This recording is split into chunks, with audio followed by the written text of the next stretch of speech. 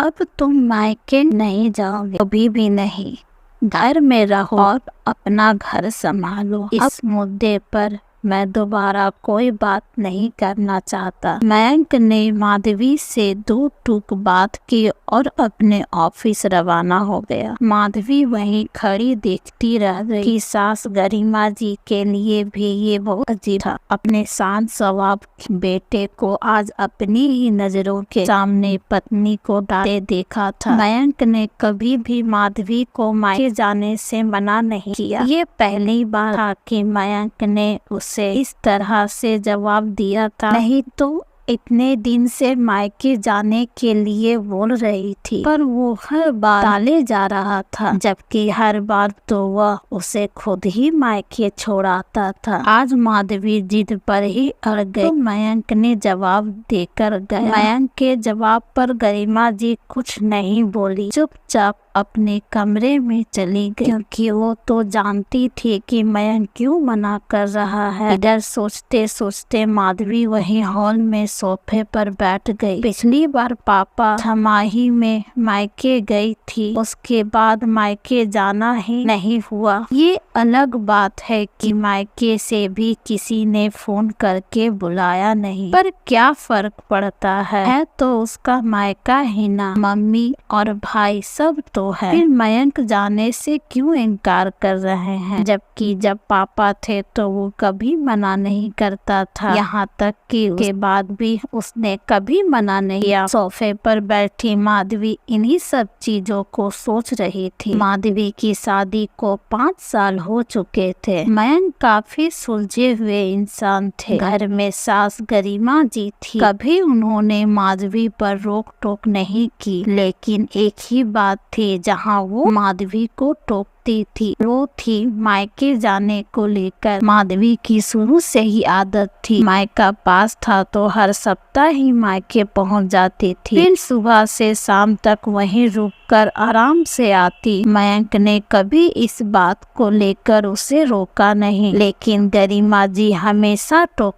बहू, ये क्या नियम बना रखा है तुमने, जब देखो मायके चली जाती हो। मुझे तुम्हारा इस तरह हर सप्ताह मायके जाना पसंद नहीं। लेकिन माधवी एक कान से सुनती और दूसरे कान से निकाल देती। गरिमा जी मयंक को कहती तो मयंक भी हंस कर टाल देता। क्या माँ, आप भी सुबह जाकर शाम को आ तो जाती है, फिर क्या दिक्कत है, क्यों मना करती हो, जाने दो। इसके आगे गरिमा जी कुछ नहीं कह पाती। यहाँ तक कि जब बेटी नव्या हुई तब भी यही हाल था। आज नव्या भी 4 साल की हो चुकी थी, लेकिन अभी 8 महीने पहले ही माधवी के पिता की हार्ट अटैक से मृत्यु हो गई।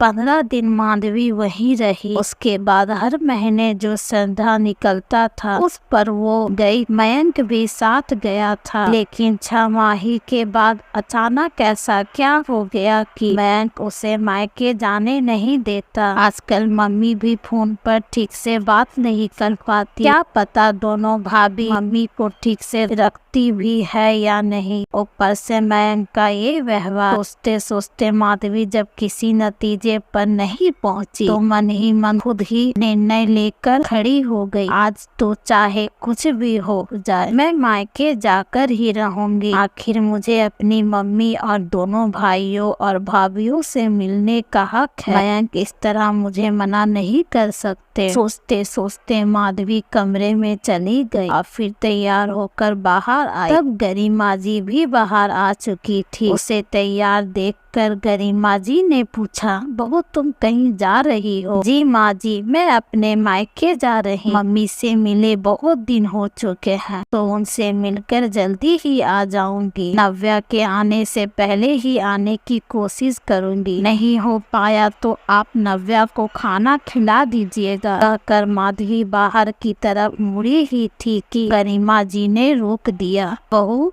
तुम अब मायके नहीं जाओगी। सुबह मयंक ने मना किया था तुम्हें, फिर क्यों जा रही हो? करीमा जी की बात सुनकर माधवी खड़ी रह गई। फिर हिम्मत कर बोली, माँ जी, मेरी मम्मी पर दुखों का पहाड़ टूटा है। उन्होंने अपना जीवन साथी खोया है। हम लोग उसकी भरपाई नहीं कर सकते, लेकिन कम से कम मैं अपनी मम्मी से मिलकर तो आ सकती हूँ। उन्हें थोड़ी तसल्ली तो दे सकती हूँ। बेटी हूँ उनकी, क्या इतना सा भी मेरा हक नहीं है? इतने दिन हो चुके मुझे उनसे मिले हुए। हर बार आप लोग कुछ ना कुछ बहाना कर मना कर देते हो, पर आज तो मैं जरूर जाऊंगी। माधवी जिद पर आते हुए बोली, बहू इतनी जिद अच्छी नहीं होती है। मयंक ने मना किया है ना, चुपचाप घर पर रहो। नहीं, मैं जाऊंगी, आज तो मैं जरूर जाऊंगी। बस कहकर माधवी जबरदस्ती घर से बाहर निकल गई। इधर गरिमा जी को कुछ भी समझ नहीं आया, तो उन्होंने मयंक को फोन लगा दिया और ये बता दिया कि माधवी जबरदस्ती मायके रवाना हो गई है। ठीक है माँ, मैं देखता हूँ, कहकर मयंक ने फोन रख दिया। इधर कुछ देर बाद माधवी अपने मायके पहुँच गई, लेकिन घर पर ताला लगा हुआ था। उसने मम्मी को फोन ट्राई भी किया, लेकिन मम्मी ने फोन उठाया नहीं। तभी वहीं पास में रहने वाली उसके चाचा जी ने उसे देख लिया और उसे आवाज लगाकर बोले, अरे माधवी बेटा, घर पर कोई नहीं है, इधर हमारे यहाँ आ जाओ। चाचा जी की बात सुनकर माधवी उनके घर चली गई। जब वहाँ गई तो चाची जी ने चाय नाश्ता परोसते हुए कहा, अरे माधवी बेटा, आज तो बहुत दिनों बाद आई। अब तेरी सास की तबीयत कैसी है? चाची जी की बात सुनकर माधवी हैरान होकर बोली, मैं समझी नहीं चाची जी। अरे तेरी सास सीढ़ियों से गिर गई थी ना, इसलिए तो तू इतने दिन से नहीं आ रही थी, उसी बारे में पूछ रही हूँ। अब तो तेरी सास ठीक है ना? चाची जी ने उसे समझाते हुए कहा। सुनकर माधवी हक्की बक्की रह गई। भला उसकी सास को कब चोट लगी? आपको किसने कहा चाची जी कि मेरी सास को चोट लग गई? मैंने तो कुछ बोला ही नहीं, माधवी हैरान होते हुए बोली। तभी चाचा जी बीच में बोल पड़े, अरे छमाही के 2 दिन बाद जब प्रॉपर्टी का बंटवारा हो रहा था और पेपर्स पर तुम्हारे साइन चाहिए थे, उस समय तुम्हारे भाइयों ने ही बताया था। हमने तो कहा भी था कि हम मिल आते हैं, लेकिन उन्होंने कहा कि माधवी पर वैसे ही काम का वजन ज्यादा है, ऐसे में वहाँ जाने से उन्हें परेशानी हो सकती है। प्रॉपर्टी का बंटवारा ये कब हुआ? सुनकर ही माधवी का दिमाग घूम गया। तभी चाची जी बोली, पर एक बात मुझे समझ में नहीं आई माधवी, तूने पूरी प्रॉपर्टी पर से अपना हिस्सा छोड़ दिया, यहाँ तक कि उस प्रॉपर्टी को भी छोड़ दिया जो तेरे पापा ने तुझे यह कहकर दी थी कि ये नव्या के लिए है। सुनकर ही माधवी कुछ समझ ही नहीं आ रहा था कि वो क्या करे और क्या बोले।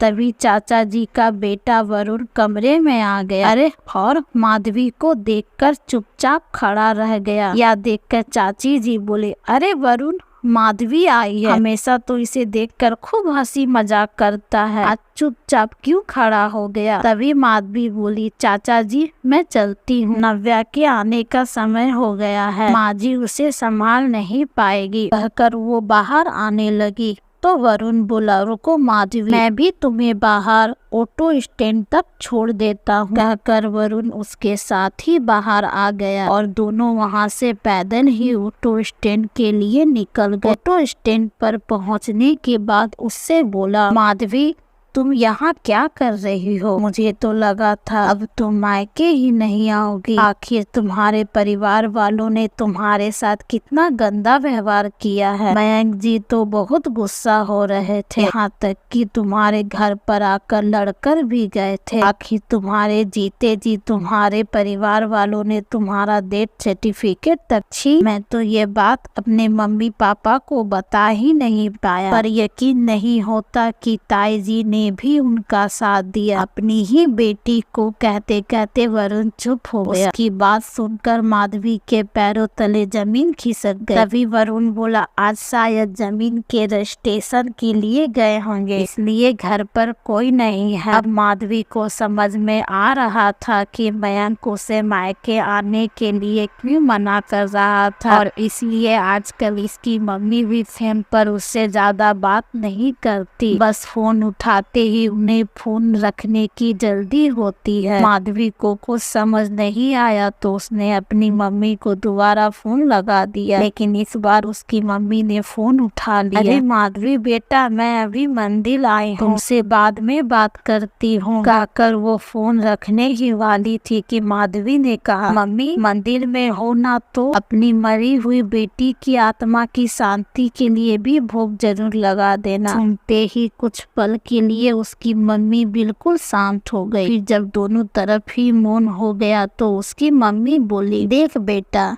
मैं मेरे दोनों बेटों के नाम में प्रॉपर्टी कर रही हूँ। आखिर तुझे प्रॉपर्टी देने का क्या फायदा? प्रॉपर्टी तो तेरे साथ तेरे ससुराल चली जाएगी। आगे चलकर तेरे भाइयों को तेरे बच्चों की शादी में भाग तो देना ही पड़ेगा ना। ऊपर से मेरी सारी जिम्मेदारी भी तो बेटों ही उठाएंगे।